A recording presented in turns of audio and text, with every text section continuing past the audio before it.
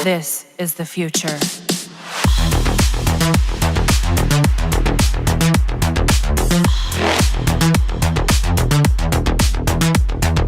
Evolution.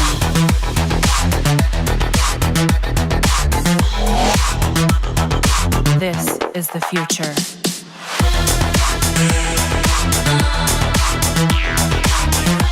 What's up everyone, welcome back to the channel. यार I hope आप सब लोग बहुत ही बढ़िया होंगे, खुश होंगे, सेफ होंगे। तुम्हारा भाई भी एकदम बढ़िया है। आप लोगों का प्यार और बाबा का आशीर्वाद है। तो यार आज अपन ना रिव्यू करने वाले हैं हमारी बाइक में दिखाता हूँ RTR 200 4V का आज हम रिव्यू करने वाले हैं। बेसिकली मेरे को इसको ओन करे 5 साल हो गए। 2016 में मैंने ली थी, ठीक है। आज देख लो 2023, मतलब हाँ हो गए 7 साल हो गए, ठीक है। 7 के राउंड साल हो गए। तो यार आज मैं आपको इसका एक डिटेल ओनरशिप दूंगा कि यार अगर आप ये लेने जा रहे हो, ठीक है, इनके सेकंड हैंड भी जा रहे हो, और अगर आप नई भी लेने जा रहे हो, ठीक है, तो इस वीडियो में आपको सारा कुछ मिल जाएगा। अगर ये ज़्यादा लंबी बनी तो मैं इसका एक नेक्स्ट पार्ट कर दूंगा, ठीक है। तो इस वीडियो में मैं इसके कुछ प्रोज कॉन्स पूरा सेक्शन वाइज पूरी गाड़ी को कवर करने वाला हूँ। क्या मार्केट की अगर आप रिसर्च करके जा रहे हो तो ये ऑप्शन कहाँ स्टैंड करता है और कितना वर्थ रहता है, कितना वैल्यू फॉर मनी रहता है। तो बिना किसी भी देरी की वीडियो को स्टार्ट कर देते हैं। So here we have our RTR 200। तो नो डाउट, ठीक है, लुक्स के मामले में ना मेरे को आज भी इसके लुक बहुत, मैं पूरे सेक्शन, अगर मैं पूरे सेगमेंट की बात करूं तो उनसे फार बेटर लगते हैं, टू बी वेरी ऑनेस्ट, ठीक है। बिकॉज मेरे को जो इसका जो नेकेड लुक है ना वो थोड़ा पसंद आता है। और अगर हम बात करें जाएँ ओवरऑल लुक्स की तो गाड़ी आपके सामने है, ठीक है। तो बाइक लुक्स के मामले में नो डाउट अच्छी लगती है। किसी किसी को इसका पीछे का लुक इतना पसंद नहीं आता होगा, but to be very honest मुझे इसका पीछे का थोड़ा ज़्यादा पसंद आता है। मैंने बीच में टेल टाइडी वेल टाइडी हटाई थी, तो आप ये देख रहे हो, इसीलिए तो वो थोड़ा सा मैटर ख़राब हो गया था, इसलिए मैंने वापस से लगाई है, ठीक है। अलॉन्ग विद दिस ये सब भी उतार दिया था, बट मैंने बाद में रियलाइज़ किया कि यार ये सब जो इसके साथ लगे आते हैं ना वो इसका लुक सीरियसली अच्छा करते हैं। तो सबसे पहली बात हो गई, अगर हम लुक्स की बात कर लें तो यार नो डाउट लुक्स में गाड़ी अभी भी स्टैंड करती है। मतलब अब ये डिपेंड करता है यार कि किसको कैसे लुक्स पसंद है। मेरे को थोड़े से नेकेड वाले ज़्यादा पसंद है, ठीक है। और उसके साथ साथ अगर मैं बात करूँ, ये जो मेरा इंजन मडगार्ड है वो टूट गया है, अगर वो लगा होता ना तो टू बी वेरी ऑनेस्ट क्या कहने थे लुक्स के। तो लुक्स इसका एक मेरे लिए ये मेन प्रायोरिटी थी कि यार इसका लुक्स मुझे पसंद था, दैट्स वाई मैं इस पे गया। अदरवाइज मेरे को लाइक ड्यूक भी ऑप्शन था और NS भी ऑप्शन था, but still because I love the overall design of this bike, that's why मैंने ये परचेज़ की। अब मैं बात कर लूँ लुक्स के बाद, ठीक है। लुक्स आपके सब्जेक्टिव पॉइंट है कि यार आपको पसंद आते हैं नहीं आते, सबका अलग अलग ओपिनियन होता है। अब मैं लुक्स के बाद बात कर लेते हैं बंदे क्यों लेते हैं 200 cc की बाइक। क्योंकि पहला रीज़न ये होता है कि उनको थोड़ी सी पावर और पिकअप चाहिए होता है, ठीक है। तो अगर मैं इसकी बात कर लूँ ना तो टू बी वेरी ऑनेस्ट, जब मेरे एक दोस्त ने ली थी मैट रेड कलर की, मैंने उसकी ट्रायल ली थी। उस टाइम मेरे पास अपाचे 180 थी, अगर आपको याद होगा तो शायद आई गेस वीडियो डाली थी उसकी, तो मैंने उसकी बाइक चलाई।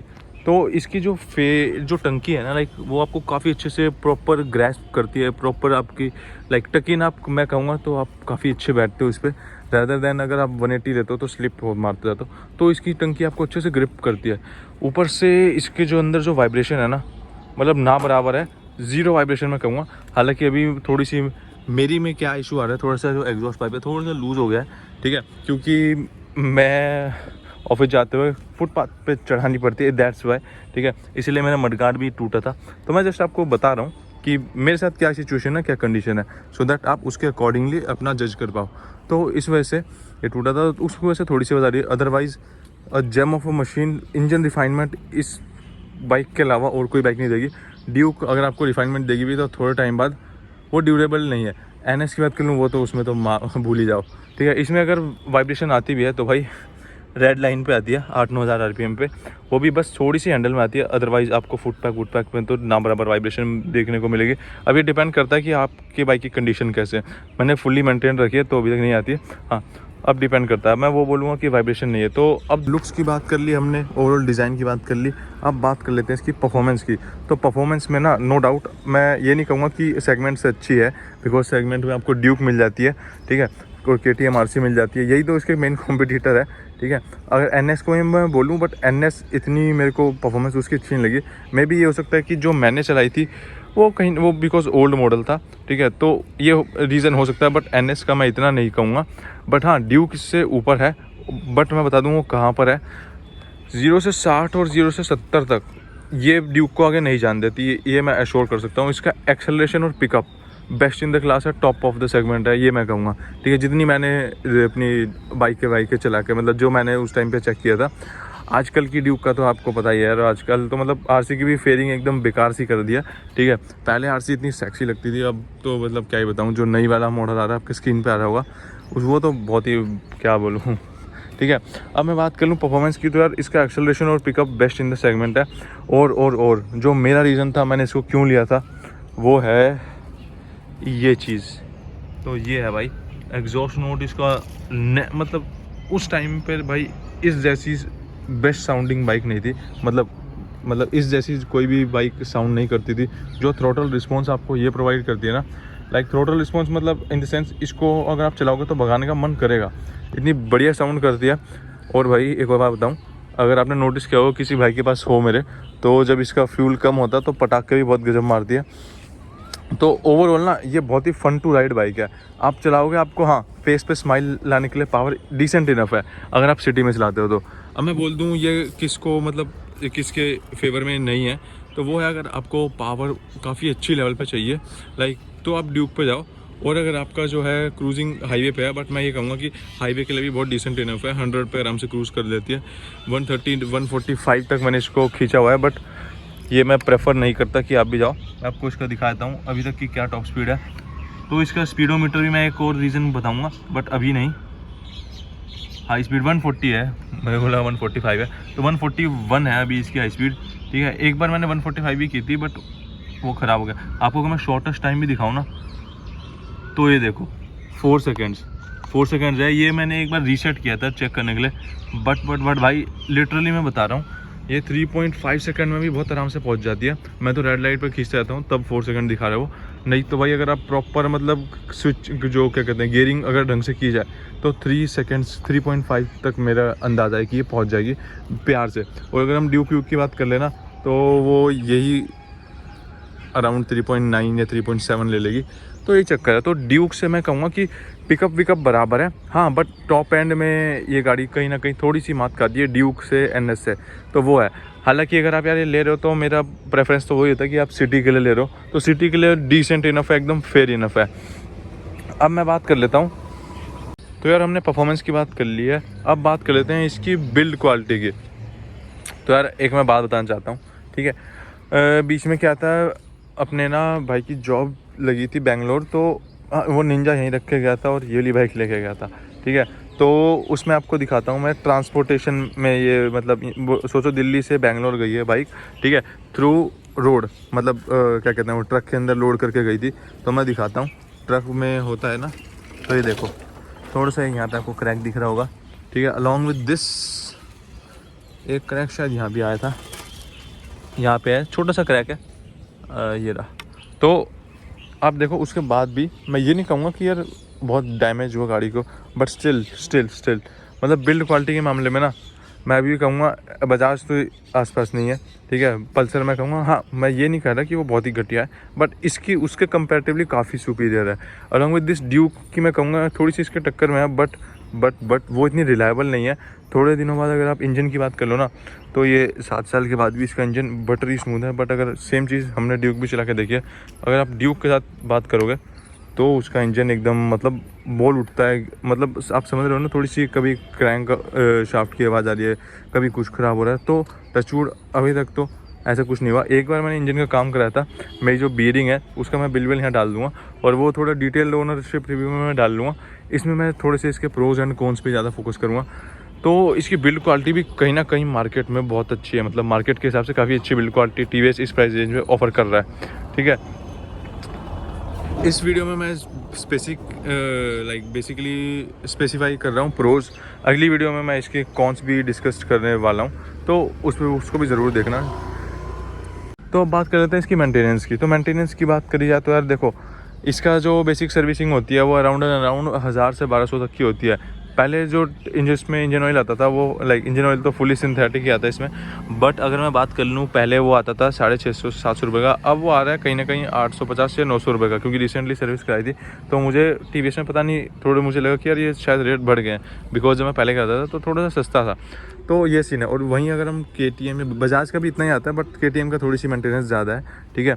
अलॉन्ग विद दिस उसके जो लेबर चार्ज भी लगते हैं ना वो भी इनसे थोड़े ज़्यादा ही लगते हैं, लाइक 1000 रुपीज़ लेते हैं KTM वाले। तो कहीं ना कहीं मेरे को ये लगता है ये अभी तक मतलब ये कहूँगा कि चीपेस्ट मेंटेनेंस मांगती है आपसे, ठीक है। कम खर्चे में आपको उतना फ़न अगर आपको ये दे रही है तो लाइक ऑब्वियसली मैं तभी इसको वर्थ द मनी कहता हूँ। अब बिल्ड क्वालिटी की बात कर ली मैंने, बहुत बढ़िया सुपीरियर है। मेंटेनेंस की भी बात कर ली तो सेगमेंट में काफ़ी अच्छा आपको चीपेस्ट ऑप्शन मिल जाता है। अगर आप मेंटेनेंस लेस बाइक देख रहे हो तो ये वन ऑफ द ऑप्शन है आपके पास।